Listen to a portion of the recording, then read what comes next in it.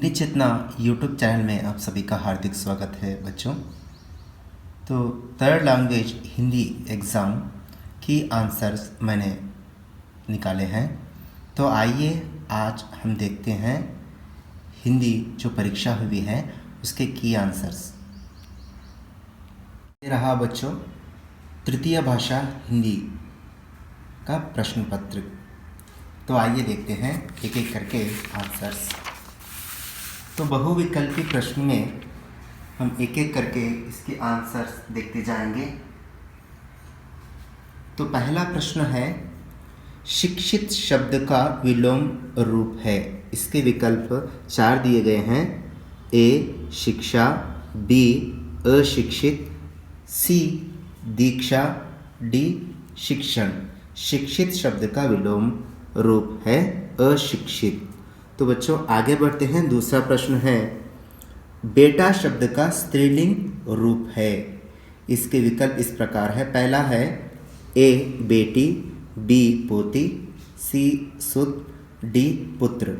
तो इसका सही उत्तर है ए बेटी। तो बच्चों तीसरा जो प्रश्न है उसकी ओर देखते हैं। निम्नलिखित में से बहुवचन शब्द है। ए डिब्बा, बी दायरा, सी कमरा, डी किताबें। तो बहुवचन शब्द है डी किताबें। तो चारवां प्रश्न है, चलना शब्द का प्रथम प्रेरणार्थक क्रिया रूप है। इसके विकल्प इस प्रकार है। ए चल, बी चलनशील, सी चलाना, डी चिल्लाना। इसका सही उत्तर है सी चलाना। तो आइए अगले प्रश्न की ओर जाते हैं। पांचवा प्रश्न है, पर्वतावली। पर्वतावली शब्द में संधि है। तो इसके विकल्प इस प्रकार है। ए दीर्घ, बी गुण, सी वृद्धि, डी यण। इसका सही उत्तर है बच्चों ए दीर्घ। पर्वत जमा आवली, पर्वतावली। तो छठवां प्रश्न है, निम्नलिखित में से तत्पुरुष समास का उदाहरण है। ए माता पिता, बी चौमासा, सी भरपेट, डी राजवंश। इसका सही उत्तर है राजवंश। राजा का वंश, राजवंश तत्पुरुष समास। अगला प्रश्न है बच्चों, सातवां प्रश्न है, बड़ा अच्छा सवाल है, वाक्य में प्रयुक्त विराम चिन्ह है। इसके विकल्प इस प्रकार है। ए पूर्ण विराम, बी विस्मयादिबोधक, सी प्रश्नवाचक, डी अल्प विराम। इसका सही उत्तर है विस्मयादिबोधक। आठवां प्रश्न है, अब्दुल कलाम का जन्म रामेश्वरम डैश हुआ। रिक्त स्थान में सही कारक चिन्ह होगा।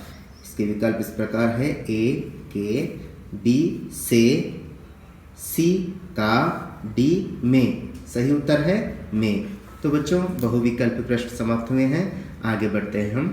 बच्चों आगे देखते हैं अनुरूपता। 9वां प्रश्न है, गिल्लू की प्रिय लता सोन जूही, गिल्लू का प्रिय खाद्य काजू। अगला प्रश्न है, बसंत आहिर टीला, पंडित राजकिशोर किशनगंज। अगला प्रश्न है, भोला भाला बालकृष्ण, चुगलखोर बलराम। अगला प्रश्न है, कावेरी नदी जोग जलप्रपात। तो बच्चों जलप्रपात शब्द का अर्थ होता है वाटरफॉल। तो आगे बढ़ते हैं बच्चों। तीसरा है, निम्नलिखित प्रश्नों के उत्तर एक एक पूर्ण वाक्य में लिखिए। तो आगे बढ़ेंगे हम। एक वाक्य में पहला प्रश्न है बच्चों, लेखक प्रेमचंद जी को दुकान में क्या नजर आया। इसका उत्तर आप देख सकते हैं यहाँ पे। लेखक प्रेमचंद जी को दुकान में रंगदार गुलाबी सेब नजर आया। तो अगला प्रश्न देखते हैं, गिलहरी गर्मी के दिनों में कहाँ लेट जाती थी। तो इसका सही उत्तर है, गिलहरी गर्मी के दिनों में सुरहाई के पास लेट जाता था। तो अगला प्रश्न है, बहाने बनाने का प्रमुख कारण क्या है। आप सभी जानते हैं बहाने बनाने का प्रमुख कारण आलस है। तो आइए देखते हैं इसका उत्तर। बहाने बनाने का प्रमुख कारण आलस है। आलस माने लेजीनेस। तो अगला प्रश्न है, भारत के खेत कैसे हैं? आप सभी जानते हैं इसका उत्तर, भारत के खेत हरे भरे हैं। तो आइए, भारत के खेत हरे भरे हैं। तो बच्चों, एक वाक्य के 4 प्रश्नों के उत्तर इस प्रकार है। तो आगे बढ़ेंगे हम 2-3 वाक्य की ओर। बच्चों, 2-3 वाक्यों में पहला प्रश्न है, प्रश्न संख्या 17, ई गवर्नेंस क्या है? तो आइए इसका उत्तर देखते हैं। ई गवर्नेंस क्या है? तो इसका उत्तर इस प्रकार है, ई गवर्नेंस क्या है? ई गवर्नेंस सरकारी कामकाज चलाने का साधन है। इसके द्वारा सरकारी कामकाज का विवरण, अभिलेख, सरकारी आदेश आदि को यथावत लोगों को सूचित किया जाता है। इससे प्रशासन पारदर्शी बन सकता है। तो बच्चों, इसका सही उत्तर इस प्रकार है। तो अगला प्रश्न देखते हैं। अगला प्रश्न है, दुकानदार ने लेखक से क्या कहा? दुकानदार ने लेखक से क्या कहा? तो आइए इसका उत्तर देखते हैं। दुकानदार ने लेखक से क्या कहा? दुकानदार ने लेखक से कहा, बाबूजी बड़े मज़ेदार सेब आए हैं, खास कश्मीर के, आप ले जाएं, खाकर तबीयत खुश हो जाएगी। तो बच्चों, आगे बढ़ते हैं। प्रश्न संख्या 19, बसंत राजकिशोर से 2 पैसे लेने से क्यों इनकार करता है? बसंत स्वाभिमानी लड़का था। राजकिशोर वस्तुएं ना खरीदकर मुफ्त में 2 पैसे बसंत को देने लगे। मुफ्त में 2 पैसे स्वीकार करना बसंत भीख समझता था, इसलिए 2 पैसे लेने से इनकार करता है। तो अगला प्रश्न देखते हैं बच्चों। प्रश्न संख्या 20, बचेंद्री पाल का बचपन कैसे बीता? तो आइए इसका उत्तर देखते हैं। प्रश्न संख्या 20, इसका उत्तर इस प्रकार है, बचेंद्री पाल का बचपन संघर्षमय था। वह प्रतिदिन 5 किलोमीटर पैदल चलकर स्कूल जाती थी। सिलाई का काम सीखा और सिलाई करके पढ़ाई का खर्च जुटाने लगी। इस प्रकार बचेंद्री का बचपन गुजरता है। तो आगे देखते हैं। प्रश्न संख्या 21, मनुष्य के लिए सुख की प्राप्ति कब संभव है? तो आइए इसका उत्तर देखते हैं।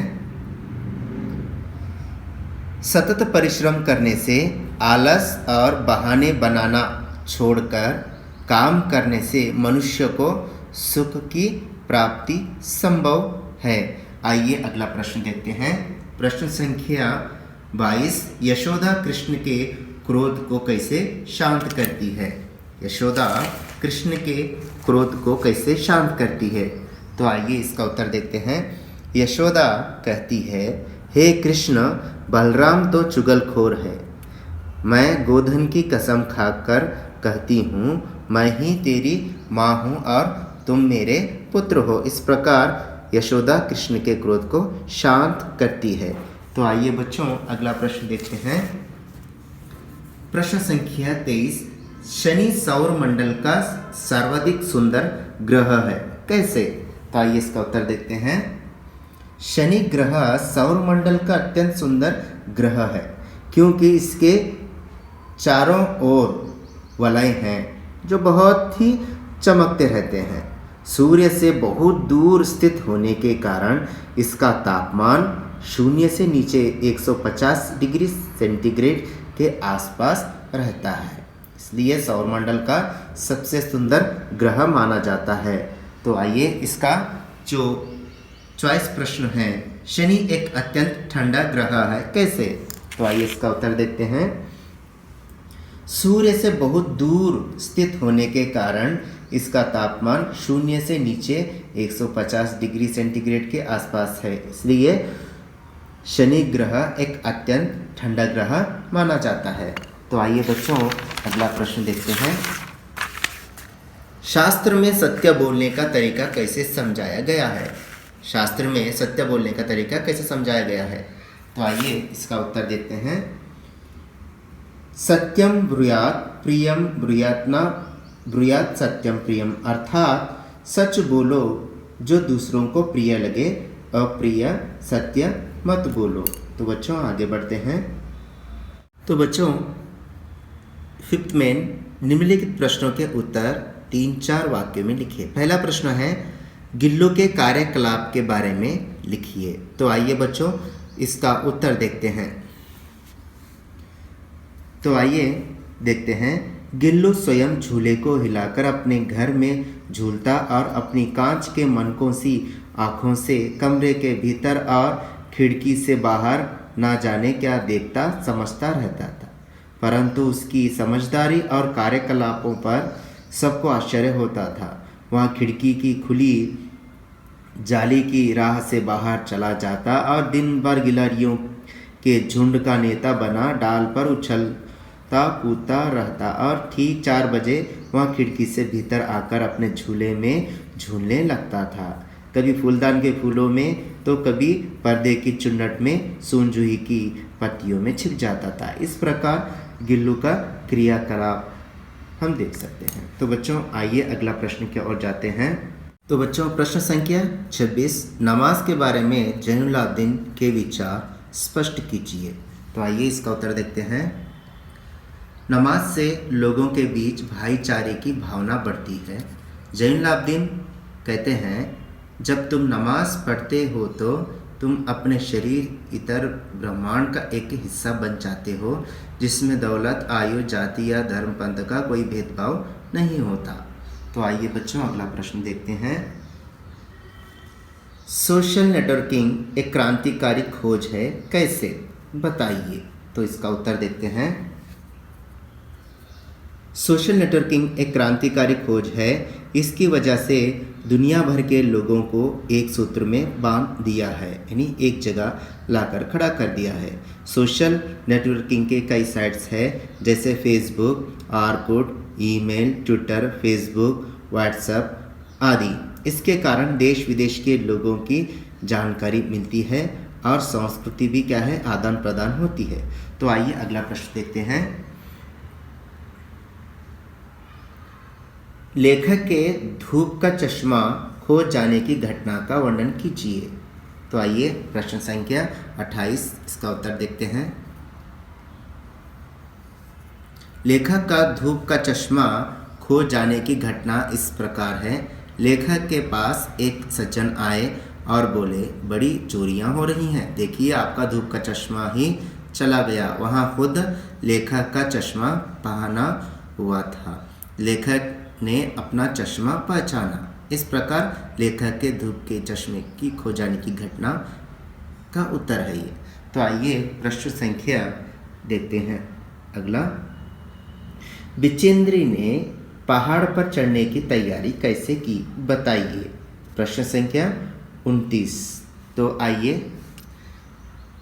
कर्नल खुल्लर ने साउथ पोल तक की चढ़ाई के लिए 3 शिखर दलों के 2 समूह बना दिए थे। बिचेंद्री सुबह 4 बजे उठ गई, बर्फ पिघलाई और चाय बनाई, बिस्कुट और आदि चॉकलेट का हल्का नाश्ता करके 5:30 बजे तक अपने तंबू से निकल पड़ी। अंगदोर्जी भी उनके साथ थे। इस प्रकार बिचेंद्री पहाड़ों पर चढ़ने की तैयारी करती हैं। तो आइए अगला प्रश्न देखते हैं। मातृभूमि के प्रकृति सौंदर्य का वर्णन कीजिए। तो आइए बच्चों मातृभूमि के प्राकृतिक सौंदर्य का वर्णन देखते हैं। भारत माँ यानी मातृभूमि के प्राकृतिक सौंदर्य का वर्णन कवि इस प्रकार किया है। भारत के खेत हरे भरे हैं और फल फूलों से लदे वन उपवन है और हरियाली से सुशोभित है। भारत माँ खुशियाँ बांट रही हैं। मातृभूमि के अंदर खनिजों का व्यापक धन भरा है। तो आइए अगला प्रश्न देखते हैं। अगला प्रश्न है, प्रकृति पर सर्वत्र है विजय पुरुष आसीन, इस पंक्ति का आशय बताइए। तो आइए बच्चों इसका उत्तर देखते हैं। प्रकृति पर सर्वत्र है विजय पुरुष आसीन, इन पंक्ति का अर्थ है आज मानव ने प्रकृति के हर तत्वों को अपने नियंत्रण में रख लिया है। वारी विद्युत भाव अपनी इच्छानुसार बदल सकता है, अपनी आज्ञानुसार पवन के ताप को भी बदल सकता है। तो प्रकृति को अपने वश में कर चुका है आज का मनुष्य। इसलिए यहाँ प्रकृति पर सर्वत्र है विजय पुरुष आसीन, इसका अर्थ होता है बच्चों। तो आगे बढ़ते हैं बच्चों। तो बच्चों भावार्थ इस प्रकार है। प्रश्न है, दया धर्म का मूल है, पाप मूल अभिमान, तुलसी दया ना छांडिए, जब लग घट में प्राण। इसका भावार्थ इस प्रकार है, देखिए बच्चों। भावार्थ प्रश्न संख्या 32। इन पंक्तियों को तुलसी के दोहे कविता से लिया गया है। इस कविता के कवि गोस्वामी तुलसीदास जी हैं। इन पंक्तियों में कवि कहते हैं कि मनुष्य दया कभी छोड़नी नहीं चाहिए, क्योंकि दया ही धर्म का मूल है और पाप का मूल है अभिमान। कवि कहते हैं जब तक शरीर में प्राण है तब तक दयावान बने रहना है और अहम को त्याग देना है बच्चों। इसी प्रकार आप भावार्थ लिखना है। तो अगला जो है प्रश्न संख्या 33, क्वेश्चन नंबर 33। यहाँ गद्यांश अनुवाद करना है। कर्नाटक का प्राकृतिक सौंदर्य नयन मनोहर है। पश्चिम में विशाल अरबी समुद्र है, दक्षिण में नीलगिरी की पर्वतवालियाँ हैं। इसका अनुवाद हम कन्नड़ या अंग्रेजी दोनों में देखेंगे। हम पहले कन्नड़ में देखेंगे। ಕರ್ನಾಟಕದ ಪ್ರಾಕೃತಿಕ ಸೌಂದರ್ಯವು ನಯನ ಮನೋಹರವಾಗಿದೆ. ಪಶ್ಚಿಮ ದಿಕ್ಕಿನಲ್ಲಿ ವಿಶಾಲವಾದ ಅರಬ್ಬಿ ಸಮುದ್ರವಿದೆ, दक्षिणದಲ್ಲಿ नीलगिरी पर्वतಗಳಿವೆ। तो कन्नड़ में हो गया अभी इंग्लिश में देखेंगे। The natural beauty of Karnataka is beautiful. There is a vast Arabian sea in the west. In the south is the hills of Nilgiris. तो बच्चों आइए हम आगे बढ़ेंगे। तो बच्चों प्रश्न संख्या 34 कन्नड़ भाषा तथा संस्कृति को कर्नाटक के साहित्यकारों की क्या देन है, स्पष्ट कीजिए। तो बच्चों इसका उत्तर देखेंगे अभी। कर्नाटक के अनेक साहित्यकारों ने सारे संसार में कर्नाटक की कीर्ति फैलाई है। वचनकार बसवण्णा क्रांतिकारी समाज सुधारक थे। अक्कमादेवी अलमप्रभु सर्वज्ञ जैसे अनेक संतों ने अपने अनमोल वचनों द्वारा प्रेम, दया और धर्म की सीख दी है।